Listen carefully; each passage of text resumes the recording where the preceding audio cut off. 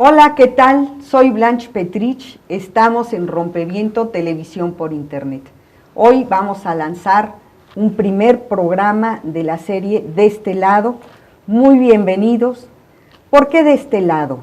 Un programa periodístico, vamos a entrevistar, a tener invitados, a preguntar, a indagar sobre la realidad, sobre los sucesos, sobre lo que nos rodea, con una perspectiva de este lado. Esto quiere decir, de este lado como mexicanos, que estamos en el norte, pero también estamos en el sur, sobre todo en el sur.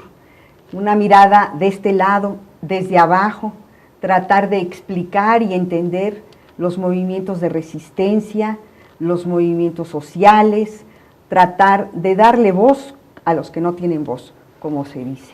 Por ejemplo, este primer programa queremos poner la mirada sobre un tema invisible, los migrantes, los transmigrantes centroamericanos que hacen este peligrosísimo recorrido por nuestro país que se ha convertido en una verdadera amenaza. Vamos a poner la mirada ahí, vamos a poner el acento, vamos a tratar de poner luz en este tema tan oscuro. En un momento vamos a volver, les voy a agradecer mucho que permanezcan con nosotros de este lado. Gracias.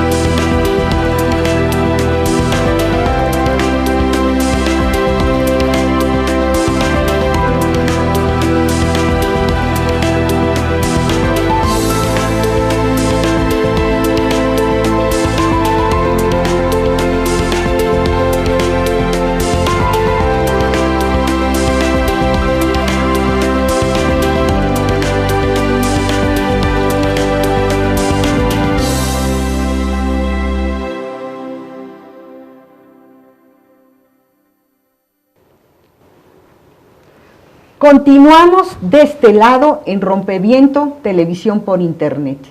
Como les decía, vamos a hablar de migrantes, de transmigrantes, de la ruta migrante que normalmente se ve en los medios de comunicación como si fuera una gran película de aventuras, pero que en realidad es un problema muy serio que refleja un deterioro de los derechos humanos al que hay que llamar la atención. Vamos a tener hoy para platicar del tema, y bienvenidos los dos, les agradezco mucho que estén estrenando conmigo este nuevo espacio, a Jorge Andrade, antropólogo, él trabaja en el colectivo Ustedes Somos Nosotros, tiene estudios sobre el fenómeno de transmigración, particularmente en el Estado de México, este eje que es clave, es el centro del país, es cuando los migrantes alcanzan en una situación de agotamiento tremendo, la mitad del camino, les falta todavía la otra mitad hacia la frontera norte, y necesitamos saber muchísimo más de lo que significa esta parada en el camino. Y también tenemos, muchas gracias, Cristóbal Sánchez, él es del colectivo Cultura Migrante, es un etnólogo, también estudioso y activista con el tema de la transmigración. ¿Por qué Jorge y por qué Cristóbal hoy en día? Estuvimos esta semana presenciando un hecho muy importante, un pequeño logro en la resistencia que se hace por parte de muchos colectivos, de muchas personas interesadas y solidarias con el tema migratorio, que fue la reapertura del comedor San José, comedor migrante San José, en Huehuetoca, en el Estado de México. Un poquito, Jorge, si nos puedes hablar de la importancia de este comedor para la sobrevivencia de los migrantes y qué es lo que había pasado antes, por qué han cerrado uno tras otro los pequeños puntos de soporte que tienen los migrantes cuando pasan por Lechería. Bueno, muchas gracias por la invitación, Blanche. Al contrario. Pues es importante la apertura del comedor porque se atiende a la población centroamericana que llega al Estado de México. Como lo comentas, en los últimos meses se ha cerrado la Casa del Migrante de San Juan Diego, en Lechería. Es un punto nodal en cuestiones de la migración que pasa por el territorio nacional, porque todos los trenes que salen del sur llegan a Lechería. Todos los trenes que van hacia el norte salen de Lechería. Entonces es un lugar nodal en esta migración. Se ha cerrado, se ha convertido en un espacio, en una tierra de nadie, en donde se violan constantemente los derechos humanos de los migrantes que pasan por la zona, por el territorio mexiquense. Y no hay un espacio en el cual se les brindara apoyo para estas personas. Entonces, el comedor, después de haber cerrado como albergue temporalmente, pues reabre sus puertas para poder dar como mínimo una atención en cuestiones de alimentación, de servicios médicos, de una pequeña orientación de los derechos humanos de los migrantes que pasan por el territorio. Entonces, ese es uno de los objetivos fundamentales del Comedor San José. Yo creo que es muy importante y no es fácil de comprender lo que significa ese recorrido. ¿Cuántos días de travesía en situaciones muy extremosas, de hambre, de frío, de incomodidad, de peligro, pasan centenares de personas todos los días? Cristóbal, ¿nos puedes un poquito describir el trayecto? Son 2 rutas, tengo entendido, la del Pacífico, la del Golfo, ¿o son más? Un poquito de descripción. Pues sí, principalmente son 2 rutas. La que viene de Tenosique, que entra por el Ceibo, que es el punto de conexión con Guatemala. Vienen procedentes del Naranjo en lanchas, y ahí llegan o al Ceibo, a La Palma, al Águila, son diferentes puntos a los que ellos pueden llegar, y de ahí hacen un trayecto de caminata pueden ser 50 kilómetros si es el Ceibo, son 30 kilómetros si es La Palma, y es un clima agreste, mucho calor. Por lo general casi, como es una carreterita, no hay muchos árboles en donde cobijarse del calor, y llega uno a Tenosique, esa es la primera, ¿no? Y ahí se abordan el tren. De ahí Tabasco, Tenosique, Tabasco, de ahí suben en tren hasta Coatzacoalcos, de Coatzacoalcos vuelven a tomar el tren hasta Medias Aguas, Veracruz. Ahí es un punto importante. Por el otro lado, entran por Tapachula, frontera Comalapa, Talismán, todas estas pequeñas fronteras que existen en el lado de Chiapas, y de ahí suben a Tapachula, es el primer punto. De Tapachula caminan en combis hasta Arriaga. Tienen que ir bordeando porque ahí hay 3 retenes. El primero, que es el Huehuetán, de migración. El segundo, que es Huistla, conocido como La Rosera, que ahora ya está un poco más tranquilo, pero que antes era el caos total. Y el tercero, que es el de Echegaray. O sea, son 3 para llegar a Arriaga, los 3 son rodeados, van en combis, llegan a Arriaga y ahí suben al tren. Ese tren los lleva hasta Ixtepec. De Ixtepec toman el otro y suben hasta Medias Aguas. En ese punto se encuentran las 2 rutas, la que viene del Pacífico de Tenosique y la que viene de Tapachula. Es un punto muy importante, también es un nodo y es cuna de la delincuencia organizada, ¿no? Es en donde los Zetas operan con total impunidad, ¿no? De ahí suben a Tierra Blanca y después llegan a Orizaba. Hasta Córdoba, que es un punto antes de Orizaba, el clima es un poco templado, calor, pero cuando llegan a Orizaba comienzan a subir. Entonces el frío, ahí suben las cumbres de Maltrata en el tren, pasan por los túneles, que es un cambio de clima porque se encierra el calor en los túneles, el calor de la máquina, y va calentando los cuerpos de los migrantes. Cuando salen de los túneles, otra vez al frío, y esto se repite cerca de 30 veces, ¿no? ¿Tú has hecho esa ruta? Claro, sí. Entonces de ahí se llega a Pisaco, sigue el frío, y de ahí se llega a Lechería. que es el punto nodal en donde todos los trenes que vienen del sur llegan, ¿no? Ahí bajan los migrantes, por eso era importante tener un punto de resistencia ahí, pero pues, no se ha podido contratar por todos los inconvenientes que hay. Esas son dos de las principales rutas, aunque también hay marítimas, también hay por el Pacífico, entran por el Pacífico a través del mar, también entran por el lado de Chetumal, o sea, hay varias rutas, o sea, pero las principales son estas dos. Estamos hablando de las condiciones extremas que pasan en términos de calor y frío, de hambre, de sed, y los pocos puntos realmente que tienen. ¿Dónde hay albergues en esta ruta que me acabas de describir? A ver, ahí, del lado de Tenosique, en Tenosique está el primer... La 72 Ajá. del Padre Tomás. De ahí llegan hasta Coatzacoalcos. De Tenosique a Coatzacoalcos son 2 días en tren. En Coatzacoalcos no hay un lugar, había un albergue, pero se tuvo que cerrar. Entonces hay un puente en la avenida 1 en Coatzacoalcos, en donde llegan los compañeros diariamente a dar de comida. Ahí están los compañeros de la pastoral, son los que, de la diócesis de ahí de Coatzacoalcos, son los que dan comida a diario. Ellos se turnan, son diferentes grupos, entonces diario están dando de comer ahí, abajo del puente, ¿no? Ellos son los que atienden y los que están viendo a los migrantes ahí. Después de ahí, pues ya hasta Apizaco, por ese lado de esa ruta.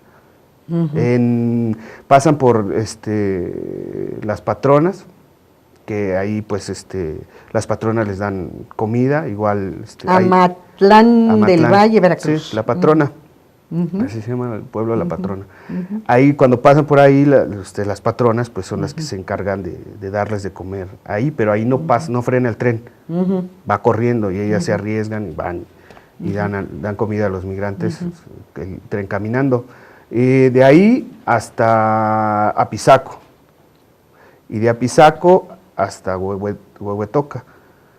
Del otro lado, ahí en Tapachula, hay 2 albergues, pero funciona principalmente más el del Padre Flor María, que es en donde llegan casi todos. El otro es el de la señora Olga, que es un albergue muy importante porque es a donde casi se remiten todos los mutilados, ¿no?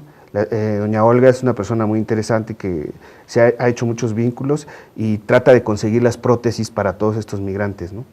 De ahí de Tapachula después hay ayudas, en Huistla por ejemplo, puedes llegar a la iglesia, pero de ahí hasta Arriaga con el padre Heyman Vázquez, y de ahí con el padre Solalinde. El albergue Hermanos en el Camino, y de ahí igual, otra vez suben por ahí. Antes, en Medias Aguas, había unas chicas, unas señoras muy valientes que se enfrentaron a la delincuencia directamente y que lo soportaron durante un tiempo, pero solamente era comedor. Así es. Son albergues o puntos de apoyo que muchas veces, que no tienen apoyo oficial y muchas veces son hostigados.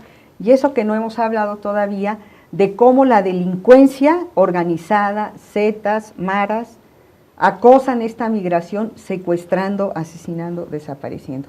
Vamos a continuar con este tema inmediatamente de regreso del corte. Nos vamos a ir a una pausa.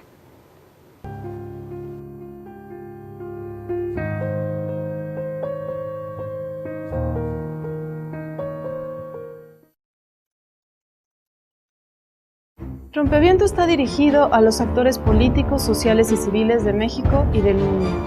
A los sectores académico y estudiantil. A quienes de manera individual o colectiva se han involucrado en acciones civiles y políticas tendientes a lograr democracia, libertad y justicia para todos. Y a quienes hasta hoy no han participado activamente en la transformación que nuestro país necesita. También nos dirigimos a la clase política nacional, a pesar de ser los responsables de la destrucción del país, y precisamente por eso.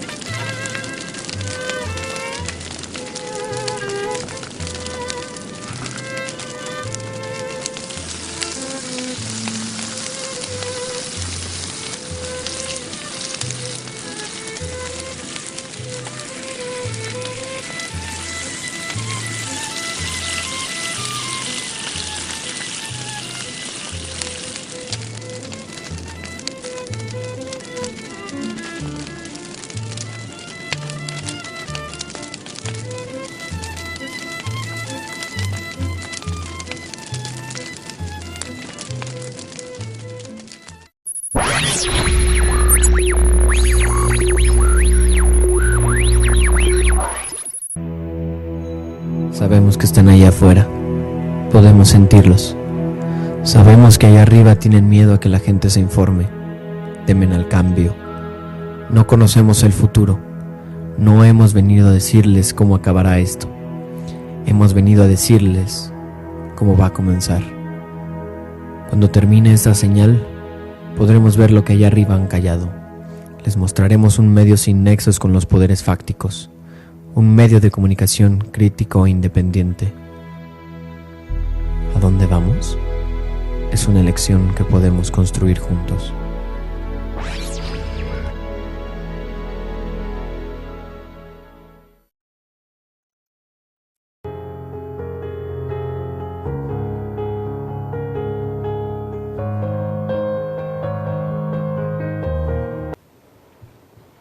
¿Qué tal, amigos? Gracias por continuar con nosotros. Estamos hablando sobre el fenómeno de los transmigrantes, los centroamericanos que cruzan el territorio mexicano en condiciones verdaderamente extremas. Están con nosotros Jorge Andrade del movimiento Ustedes Somos Nosotros y Cristóbal Sánchez del colectivo Cultura Migrante. Los dos son antropólogos, etnólogo él. Son activistas en este tema muy complicado, un tema que la sociedad suele invisibilizar. Estábamos hablando de esta ruta tremenda, calvario le llaman algunos, el hambre, el frío, la enfermedad que se sufre a bordo del tren, un eufemismo espantoso que le llaman la bestia, pero no es una leyenda negra. Aparte de esto, de lo que hemos hablado, la transmigración está viviendo ya desde hace algunos años una amenaza espantosísima sin que nadie salga a defenderlos. Los secuestros, la extorsión, la desaparición. El caso más tremendo fue el de los 72 cuerpos ejecutados que fueron encontrados en San Fernando, en Tamaulipas, hace ya 2 años, que soltaron todas las alarmas, o quizá no lo suficiente. Jorge, ¿qué nos puedes decir de esto? Sí, desafortunadamente la situación que viven los migrantes en el tránsito que hacen por México es muy alarmante. Son secuestrados, son levantados, son violados, son extorsionados. Las violaciones. Las violaciones de mujeres son impresionantes. También algo que no todavía se trae mucho a la luz pública, pero lo que tiene que ver también con los adolescentes. ¿Qué sucede con los adolescentes? Con los niños no acompañados, con las mujeres embarazadas que suben, que llevan a sus bebés de meses de nacidos. Y eso se aumenta con la xenofobia de muchas de la población a donde llegan los migrantes, como es en el caso del Estado de México, en donde los estigmatizan porque vienen mugrosos, porque tienen mal aspecto, y eso es aprovechado por las delincuencias comunes que, respaldándose en esta invisibilización que hacen de ellos, pues aprovechan para hacer sus fechorías y le echan la culpa a los migrantes. Y eso es algo que dejan subir los gobiernos, no nada más municipales, sino estatales, porque lo que se ha visto es que las poblaciones locales en donde están muchos de los albergues, lo que exigen son servicios, luz pública, protección, alumbrado, dotación de agua potable, alcantarillado, servicios médicos. Entonces, cuando una casa del migrante está dando esos servicios a una población que pasa por los lugares en donde está la red ferroviaria, pues sucede que esas demandas se van en contra de los migrantes porque ya les dan servicios médicos, a las personas llevan de comer, son atendidos, entonces la población dice, yo soy mexicano, ¿por qué no me atienden de esa forma? Y en lugar de seguir con las demandas hacia sus autoridades, pues, se van hacia los migrantes, y las autoridades, en lugar de dotar de servicios a sus poblaciones locales, dejan que crezca ese resentimiento hacia el migrante para ellos ir aminorando las demandas de las poblaciones.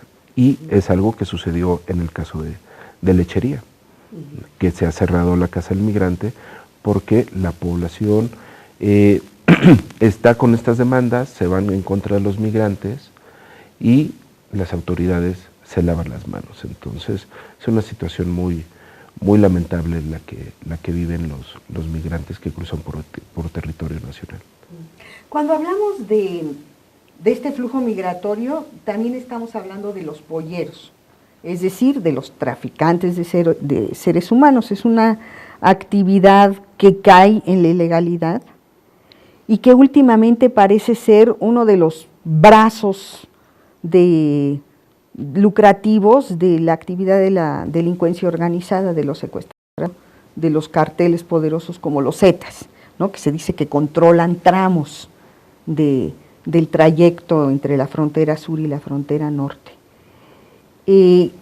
¿Cómo ha sido este proceso de que la delincuencia organizada, los carteles, han ido tomando la ruta migratoria? ¿Esto es real? Claro, y no solo de unos lados, ellos tienen el control de toda la ruta, ¿no? O sea, en México la migración centroamericana se contiene de dos formas. Una, a través del Instituto Nacional de Migración, que es la oficial, y la otra a través de la delincuencia organizada, ¿no? En un inicio, cuando los migrantes pasaban o siguen pasando por las comunidades, pero cuando comienzan a pasar, los grupos delictivos que actuaban eran organizaciones pequeñas, sin mucha estructura, informales, que eran vecinos de alguna población que los veían pasar con frecuencia. Entonces se organizaban 2 o 3 que no tienen tampoco alternativas de trabajo, que con el abandono del campo y todo esto veían en los migrantes una oportunidad para lucrar. Y se juntaban entre ellos, iban a las afueras de los pueblos, los esperaban ahí con machetes, pistolas, lo que tuvieran ellos, y los asaltaban, ¿no? Muchas veces violaban a las chicas, los encueraban, les sacaban todo su dinero y ya los dejaban ir, ¿no? Después, cuando empieza todo esto de la guerra del narco y el narco necesita buscar fondos, cuando el cártel del Golfo coopta a los Zetas y después los Zetas deciden escindirse del cártel del Golfo y actuar por ellos mismos, empiezan a cooptar todas estas pequeñas bandas, les empiezan a repartir armas, les empiezan a dar un poco más de estructura y más de formalidad en cuanto a sus actos y ya empiezan a actuar, claro, pero obviamente regenteados por los Zetas, en coordinación con la Policía Federal, con los militares, con las policías estatales y municipales, ¿no? O sea, ahí había una red gigantesca, ¿no? Hay casos específicos de gente involucrada del Instituto Nacional de Migración, que ellos no lo han querido reconocer, pero que ellos mismos los han despedido de sus puestos, ¿no? Entonces, así se fue articulando y se fue generando, iban cambiando las modalidades de los delitos que van cometiendo, adaptándose a la obtención de más recursos. En un principio los secuestraban, ¿no? Siguen todavía por ahí. Ahora los secuestraban masivamente, 60, 80, bajaban a todos del tren, entonces les empezaban a cobrar. Ahí Proceso publicó algún artículo ahí donde hablaba de los ranchos escondidos, en donde los que no pagaban los quemaban en ácido, los torturaban a tablazos, de que tenían que pagar porque tenían que pagar, ¿no? Y los que no pagaban los asesinaban. Entonces, así actuaba más o menos en el secuestro. Después empiezan a ver que pues, las denuncias eran grandes. Cuando surge lo de San Fernando, nosotros nos imaginamos que esa es una de las tantas fosas que existen, ¿no? Que se dio a la luz porque pues, estaban descubiertos y todo eso, pero nosotros pensamos en que hay muchísimo, y no solo en Tamaulipas, ¿no? En Tabasco, en Veracruz, que pues, está totalmente controlado por ellos, ¿no? Por el narco. Dos cosas, cifras sobre este fenómeno de las desapariciones forzosas y responsabilidades. Hemos tenido, cada vez son más visibles, afortunadamente reciben más atención de los medios de comunicación, las caravanas de madres centroamericanas que cruzan todo el territorio mexicano buscando a sus hijos. ¿Cuáles son las cifras aproximadas de centroamericanos desaparecidos en territorio mexicano? ¿De qué tamaño es esta atrocidad? Desafortunadamente las cifras oficiales minimizan lo que sucede en el país. Las organizaciones no gubernamentales y algunas instituciones defensoras de derechos humanos se habla entre 60,000 y 70,000 desaparecidos. Entonces, son cifras muy fuertes que por ello mismo el gobierno no las reconoce. Como comenta Cristóbal, se sabe de fosas comunes en donde hay bastantes personas que han desaparecido. Las caravanas han hecho sus esfuerzos, pero creo que sí, mientras el gobierno no tenga una responsabilidad real hacia lo que está sucediendo, no se sabrá con exactitud el número de personas desaparecidas en el territorio. Y los responsables, mencionabas tú el Instituto Nacional de Migración, hay demandas, hay denuncias específicas, el padre Alejandro Solalinde los ha señalado de manera muy concreta. Bueno, no es el único, también en Tenosique. ¿Quiénes son responsables de esto? Pues es que la cantidad de los miembros del Instituto Nacional de Migración es que hay que ir por estación o por retén, ¿no? O sea, los migrantes para pasar por un retén usan diferentes estrategias, ¿no? Una de ellas puede ser el documento falso. Compran documentos falsos en la frontera y cuando llegan en migración los agarran, ¿no? Y los meten es delito federal. Si pagan, pasan. Si no pagan, los agarran, los detienen. Pero ellos tienen que rodear. Si no traen nada, tienen que rodear. Y es ahí donde la delincuencia organizada los espera. Entonces, hay gente ubicada, por ejemplo, en Huehuetán está el Chino. El Chino es una persona que todos los migrantes saben que él es el que los extorsiona. El Chino le dicen así porque, o sea, tiene rasgos orientales y todo esto, ¿no? Pero lo han señalado durante mucho tiempo y el señor sigue en Huehuetán, ¿no? Extorsionando a los migrantes. Y así, o sea, en cada uno de los lugares hay del Instituto Nacional de Migración involucradas, ¿no? Las estaciones, la estación migratoria siglo XXI es un desastre, ¿no? O sea, la red de corrupción que hay adentro es impresionante, ¿no? La que está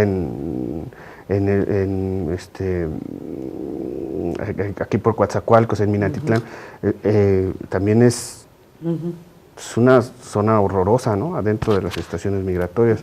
Entonces, es muy complicado dar un nombre, ¿no? Son muchos. Bueno, pero hay instituciones que pueden ser señaladas. Yo creo que esto de las responsabilidades concretas y de las soluciones, también el marco legal, cómo tendría que operar idealmente y cómo está operando, es otro de los aspectos claves que vamos a abordar en cuanto regresemos de la pausa. Continúe con nosotros, gracias.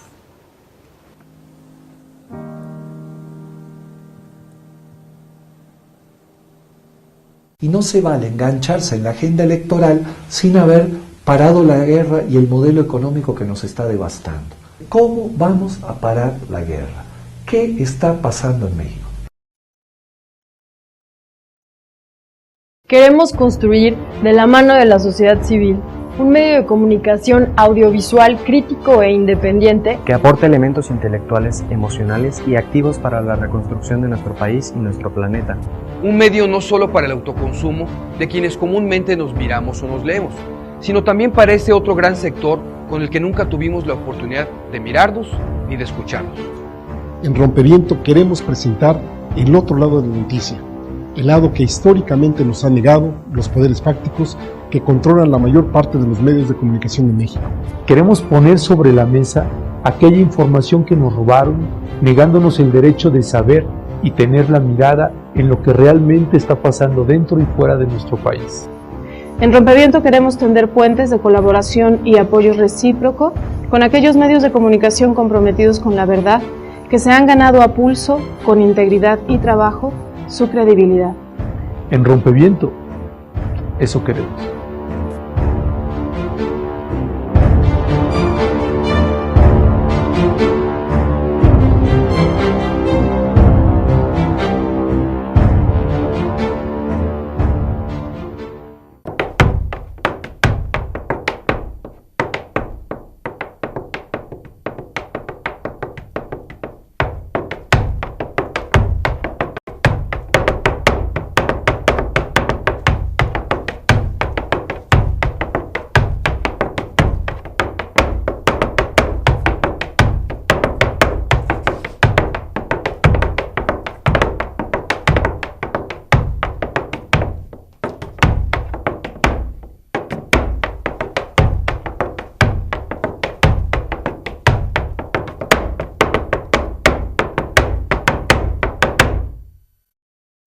porque al final esta guerra está respondiendo a la conservación del sistema, en un sistema que ha tomado un carácter un tanto salvaje, que ha llevado a una nueva etapa de disputa a un costo humano y social enorme, sin precedentes, digamos.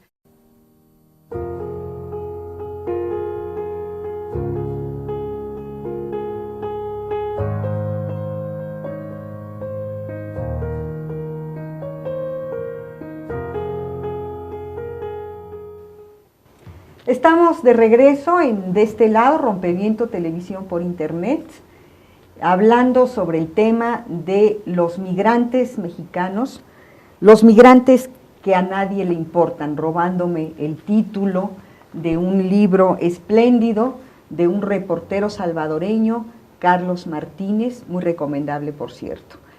Estamos abordando el tema de los peligros profundos a los que están expuestos los migrantes centroamericanos, la cantidad de desaparecidos que hay en territorio mexicano, como dice Fray Tomás, el director de la Casa Migrante de la 72 en Tenosique. México se ha convertido en un cementerio de migrantes y es una vergüenza nacional. ¿Por qué hay esos vacíos en la ley que permiten que esto ocurra? ¿Qué está pasando a nivel del Estado de la falta de respuestas o al contrario, respuestas que implican mayor peligro para los migrantes, Jorge? Bueno, considero que es la migración un fenómeno económico que deja muchísimo dinero. México es un país de migrantes y las divisas que entran por remesas al país es después del petróleo. Son remesas contabilizadas que ayudan a las comunidades y a los estados a mantener más o menos productivas su economía. La migración centroamericana que cruza por el país deja cantidades de dinero también, pero no son contabilizadas. Y eso no le conviene al Estado estarlo sacando a luz. Los secuestran porque saben que pueden pagar una extorsión. La trata deja bastante dinero. La venta de refrescos, el lugar donde ellos pueden descansar, donde ellos pueden asearse, donde ellos pueden usar el sanitario, todo eso les deja dinero a las personas que se dedican a ese tipo de actividades, como en el caso de lechería. Una Coca-Cola se las venden en 30 pesos, un lugar para dormir donde es un espacio nada más donde pueden recostarse 100 pesos, una comida 100 pesos, la utilización de regaderas 50 pesos, o sea, es una derrama y por eso no conviene en muchos casos que estén las casas de migrantes, porque todos esos son servicios gratis. A eso le sumamos la omisión por parte de las autoridades de los 3 niveles, federales, estatales, municipales, porque también ellos son bañados de todos esos recursos y eso es uno de los grandes peligros a los que se enfrentan los migrantes que cruzan por territorio nacional. Si a eso sumamos las deficiencias estructurales en sus países de origen, en donde sus economías están subsumidas por la violencia, en donde los grupos delictivos como las maras están asediados, donde ellos tienen que salir no nada más porque ya no tienen niveles de vida que les permita mantener a sus familias, sino que también tienen que salir porque sus vidas corren peligros, porque si tienen un puesto de dulces les cobran renta, si van en la calle y cruzan por ciertas avenidas les cobran el uso de piso. Entonces eso es lo que obliga a estas personas a que se enfrenten a un riesgo mayor, que lo conocen y que es cruzar el territorio mexicano. Como indocumentados, porque nos falta subrayar eso. Así es, o sea, indocumentados. La mayor vulnerabilidad posible. Sí, y que se van a enfrentar a una situación que muchas veces la prefieren a estar en sus países de origen. Eso es increíble, ¿verdad? Con todo lo que ocurre en el camino, la gente se pregunta, bueno, ¿por qué siguen viniendo? de Honduras últimamente, parece que es la mayoría, el mayor flujo, los guatemaltecos, los salvadoreños, ¿por qué se siguen lanzando a esta aventura tan dolorosa, tan riesgosa, en donde se exponen de esta manera? ¿Cómo se explica? Pues todo es parte de este mismo contexto del narcotráfico, de la violencia que viven en nuestros países, ¿no? En particular, cuando los Zetas empiezan a actuar más fuertemente, empiezan a coludirse en Centroamérica, en Guatemala particularmente con los caiviles, ¿no? Y empiezan a generar estructuras más grandes ahí. Y en El Salvador y Honduras con las maras, ¿no? Con la 18 y con la 13. Es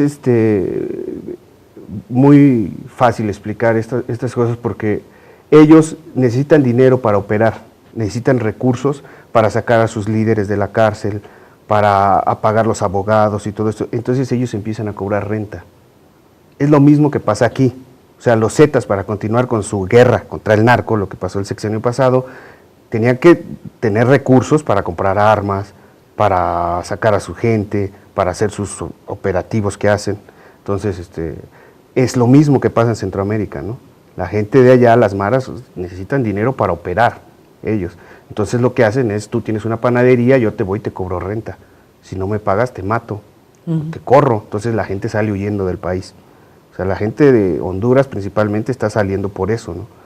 Encuentras en el camino, encuentras muchas experiencias así. Tenía una panadería, tenía una pupusería en El Salvador y ya no, es insostenible, ¿no? Trabajo para pagarle a la mafia. Entonces, pues mejor me voy de mi país. Me voy a buscar a ver si puedo llegar con la idea del sueño americano a Estados Unidos y poder realizarme como ser humano, ¿no? Ese es un poco el por qué están siendo expulsados ahorita. Por ejemplo, el refugio en México se ha estado pidiendo por una cantidad impresionante, ¿no? Casi la mayoría está saliendo de allá porque ya no puede realizar su vida allá. Corre peligro su vida al estar en su país. Entonces salen, vienen acá y muchos de ellos piden refugio aquí en México porque ven mayor apertura, mayor oportunidades. Expertos como ustedes, los antropólogos, los investigadores del fenómeno transmigrante, nos dicen una y otra vez, la migración es un tema que no va a parar, es aparte de que es parte de la humanidad, de la historia de la humanidad, seres humanos moviéndose siempre de un lado al otro, en las condiciones geopolíticas en las que se encuentra Centroamérica, México y el polo de atracción Estados Unidos, esto va a parar siempre. Ahora, ¿por qué tiene que ser indocumentada la migración? Porque el tema de la ilegalidad, de que sean clandestinos cuando atraviesan el país, una extensión tan larga, un viaje tan largo, los hace vulnerables, es lo que más les hace peligrar. ¿Qué debe haber para legalizar la migración? No es tan difícil imaginar soluciones. Y lástima que se nos va a acabar el tiempo, pero si pudieran concretar el tema, las soluciones posibles a esta situación. Bueno, aunque no guste el término, México es el patio trasero de Estados Unidos. Y mientras Estados Unidos no reglamente y regularice la migración en su país, México va a seguir tomando medidas para contener también la migración de centroamericanos. Ellos abandonan a sus familias, abandonan a sus hijos, y además son aprovechados, que son indocumentados, que no tienen papeles porque no les van a dar seguridad médica, no les van a pagar el trabajo como debe de ser. Ellos no se quieren quedar en Estados Unidos, ellos no les gustaría quedarse en México, regresar a sus países. Entonces, si en Estados Unidos no hay una regularización, México cada vez también se pone más trabas a una política migratoria de los centroamericanos, no va a poder ser posible que estas personas transiten, que no se enfrenten a todos los peligros que tienen. Entonces debe de ser una política integral que México debe de tener, porque México es un país migrante, y que Estados Unidos también debe de tener una política hacia los migrantes. O sea, esta petición del gobierno salvadoreño y guatemalteco de darle visa a los centroamericanos, una visa de tránsito, paso libre le llaman, ¿no? ¿Es un sueño imposible en este contexto, en un minutito que me lo conté? Sería la solución perfecta, el paso libre, ¿no? Pero el problema es de que, como tú lo mencionas, es un problema geopolítico. Nosotros, o México, a través de todos sus organismos y a través de la delincuencia organizada, hay que decirlo y puntualizarlo, contiene la migración. Entonces es un problema, la discusión en la ley, porque existía la Ley General de Población, que era la que regía a los migrantes, no había una ley de migración. Ahora existe la ley, pero no había un reglamento, lo existe ahora y son miles de trabas, ¿no? El tema es la soberanía nacional, ¿no? Y la seguridad nacional en particular. Nosotros abogamos porque ese término se quite, ¿no? La migración es un problema de desarrollo, ¿no? Y ellos lo plantean como un problema de seguridad nacional. Entonces, para que ese término se quite, tiene primero que aprobar los Estados Unidos, porque nuestra ley está bajo los regímenes de Estados Unidos. Y pues eso, desgraciadamente, no va a suceder. Voy a tratar de sintetizar en pocas palabras. Para humanizar la migración sería necesario sacarla del tema de la seguridad nacional y meterla en el tema del desarrollo. Ojalá que nuestras autoridades pudieran mirar hacia allá y enfocar este tema de una manera distinta. Por lo pronto, se nos acabó el tiempo. Nos falta un segmento. Vamos a abordar este tema en el siguiente segmento. Quédese con nosotros, estamos en Rompeviento, televisión por internet, en este nuevo espacio de este lado.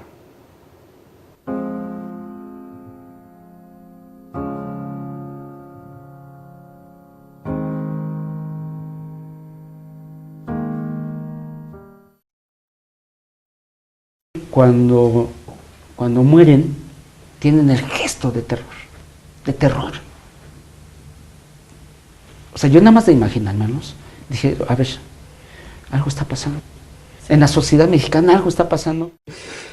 Eduardo Galeano, otra de las frases, mensajes de las concentraciones en las plazas de Cataluña, de España, es esta: si no nos dejáis soñar, no os dejaremos dormir. Y yo le voy a pedir ahora, espero que acepte, que nos haga soñar con la lectura de uno de sus fragmentos. Sí,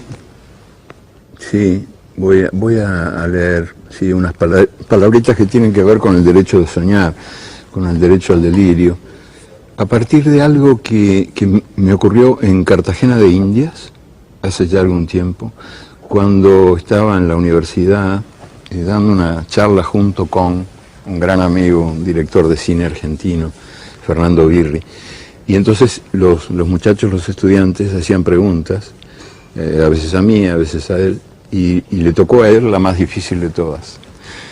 Un estudiante se levantó y preguntó ¿para qué sirve la utopía? Y yo lo miré con lástima, digo, uy, qué lío ahora. Y él contestó estupendamente, de la mejor manera. Dijo que la utopía está en el horizonte, y dijo, yo sé muy bien que nunca la alcanzaré, que si yo camino 10 pasos, ella se alejará 10 pasos. Cuanto más la busque, menos la encontraré, porque ella se va alejando a medida que yo me acerco. Buena pregunta, ¿no? ¿Para qué sirve? Pues la utopía sirve para eso, para caminar. Muy bien, muy buena respuesta. Nos levantamos, por favor, sí. Y caminamos también. Bueno, perfecto. Nos vamos hacia la utopía. Muy bien. Por favor.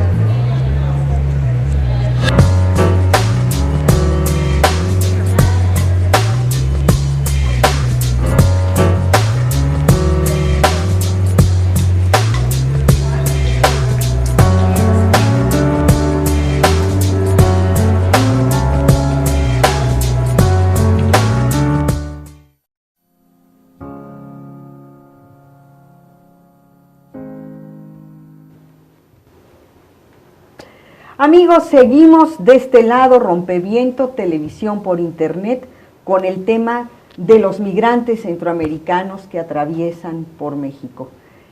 En donde se les agrede, se les extorsiona, se les explota, y sobre todo las autoridades, y en el caso del Estado de México, incluso la diócesis de Cuautitlán, se les desprotege. ¿Cómo ven en este momento el marco legal? ¿Hay posibilidades, hubo reformas a la Ley Nacional de Migración? ¿Ofrece algunas ventanas de oportunidad para mejorar el paso de los migrantes por México o de plano no? Hubo una reforma la Ley Nacional de Migración. Sin embargo, meses mucho después, los reglamentos salieron también. O sea, había una ley, pero los reglamentos no se complementaron. De hecho, no están completos los reglamentos. No están completos, hay vacíos nuevamente, se hablan en términos generales. Hay elementos que protegen de cierta forma todavía a los migrantes, pero son los mínimos. Entonces, las leyes siguen creando vacíos, los reglamentos siguen creando vacíos. O sea, siempre, desafortunadamente, en los papeles, y aunque queden muy bien las leyes, en la realidad es otra. No los respetan. Las autoridades, la población en general, no hay respeto hacia eso. Entonces, creo que más allá de las leyes, porque además México tiene asignado el número impresionante de todas las leyes de derechos humanos a nivel internacional, pero mientras no haya una concientización de la población, de las autoridades, se van a seguir violando los derechos humanos de los migrantes. Ese es un tema muy importante, el de la sensibilidad de la sociedad frente a este tema. Pero antes quería preguntar, Cristóbal, Ardelio Vargas, el coronel Ardelio Vargas, nombrado recientemente comisionado del Instituto Nacional de Migración, fue criticada por las organizaciones de derechos humanos esta asignación.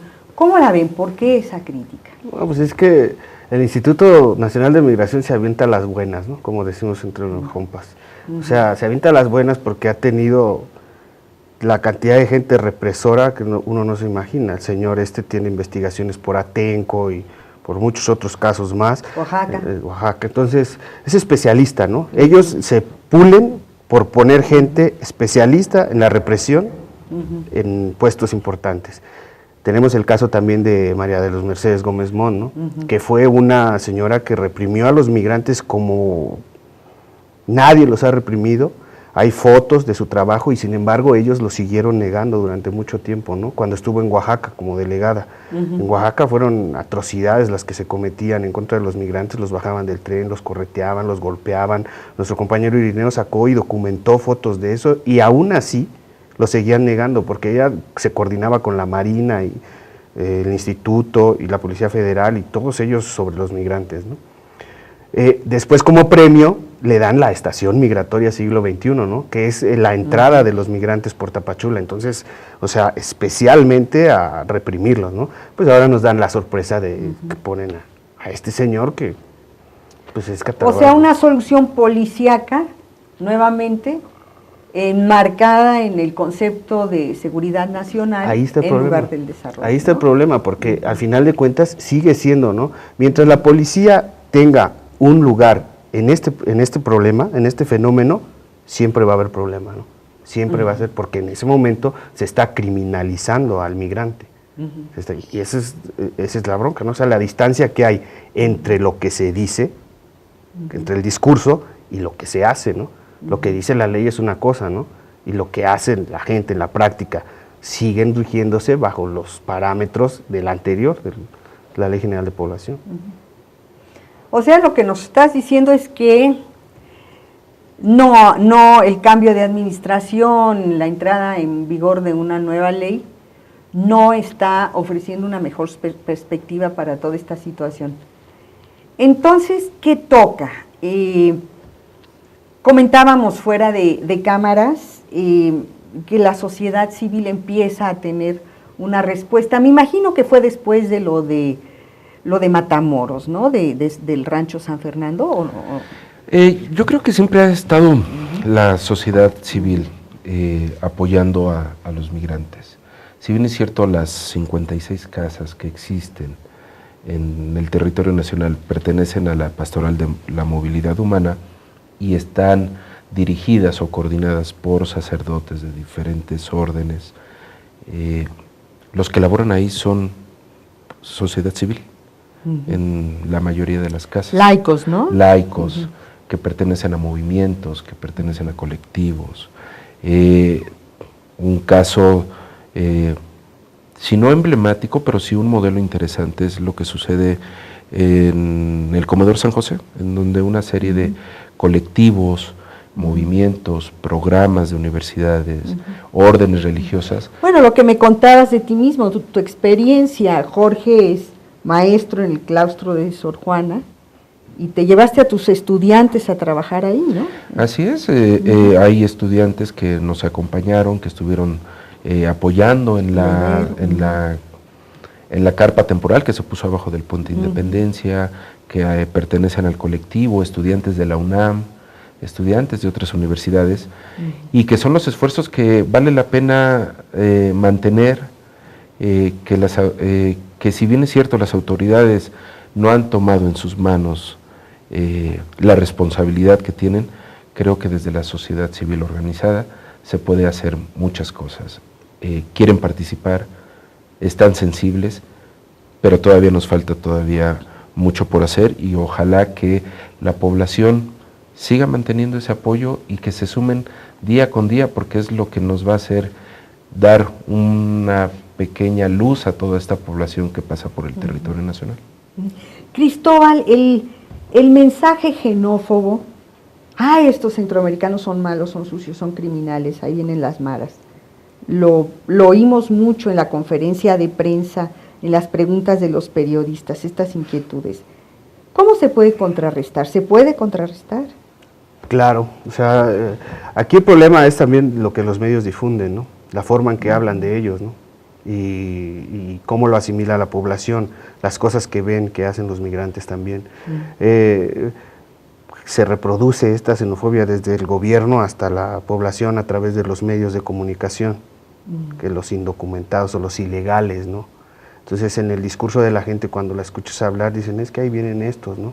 La facha también, o sea, se puede contrarrestar. Hay un caso en particular muy bonito que sucedió en la comunidad de Chahuites, con los compañeros, con el movimiento migrante mesoamericano, y el compañero Irineo, el padre Heyman. Ellos realizaban caravanas de Arriaga a Ixtepec. Entonces, cuando pasaban los migrantes por esta zona de Chahuites, los pobladores aventaban piedras, ¿no? Les aventaban piedras, les aventaban cosas a los migrantes, y después de las diversas caravanas que hicieron estos compañeros, sensibilizaron a esa población. Fueron a esos poblados, hablaron con la gente, les dijeron que los migrantes solo iban de paso, que no querían quedarse ahí, que pues solo iban de paso. Entonces la gente, después de aventar piedras, se sensibilizó y después se organizaron para aventarles comida, ¿no? Entonces es una experiencia muy padre que ellos la construyeron y que se formalizó, ¿no? Entonces la última vez que pasamos por Chahuites fue todo un evento muy bonito. ¿Chahuites dónde queda? En Oaxaca. Es una comunidad que está antes de llegar en el tren, antes de llegar a Juchitán, ¿no? Entonces, como esa experiencia se puede reproducir en muchos lados, ¿no? Entonces... Hay un último aspecto que yo no quería dejar de lado, que es la contraparte, también la organización o la toma de conciencia por parte de los migrantes centroamericanos de que son una población de paso y con derechos humanos. Yo creo que estas caravanas de madres que tienen hijos desaparecidos pudo ponerle una cara humana y hacer un llamado de atención muy fuerte. Fue un grito que sí se escuchó, creo yo. ¿Qué piensan ustedes para redondear un poquito esta discusión? Bueno, afortunadamente se han dado este tipo de movimientos en los cuales precisamente visibilizan al migrante. Y también es importante y hacer un llamado, porque en toda esta movilidad humana, pues no nada más son personas las que transitan o migran, sino que también hay vicios, hay costumbres, hay ideas. Entonces, tener mucha responsabilidad por todos lados, desde las autoridades, desde el mismo migrante, de los mismos defensores de derechos humanos, desde los activistas, en donde tenemos que, cada uno desde sus trincheras, estar actuando de una forma responsable. Cristóbal. Pues sí, sí, se necesita obviamente visibilizar. O sea, por ejemplo, ahorita tenemos el caso de Coatzacoalcos, que está el problema muy fuerte ahí y les cobran a los migrantes de $100 a $300 por pasar. O sea, hay gente de la delincuencia organizada que está cobrando en dólares para que la gente pase por México, ¿no? Los migrantes, muchos de ellos pues, también tienen conocimiento de sus derechos y muchos no. O sea, es importante el trabajo que se hace en cada casa, ¿no? En muchas de las casas se les brindan cursos de derechos humanos, cursos de sexualidad, de salud. Entonces, los migrantes y el trabajo que se va haciendo en las casas va redondeando un poco esa labor. Claro. Se nos quedan muchísimos temas en el tintero. Lo bueno es que el tren sigue pasando y estas historias continúan y nosotros estamos aquí para darles voz, para traer a compañeros como ustedes, a este espacio, para seguir hablando del tema de la migración y muchos otros temas desde esta forma de ver las cosas, desde este lado en Rompeviento Televisión por Internet. Por hoy terminamos, muchísimas gracias y hasta la próxima semana.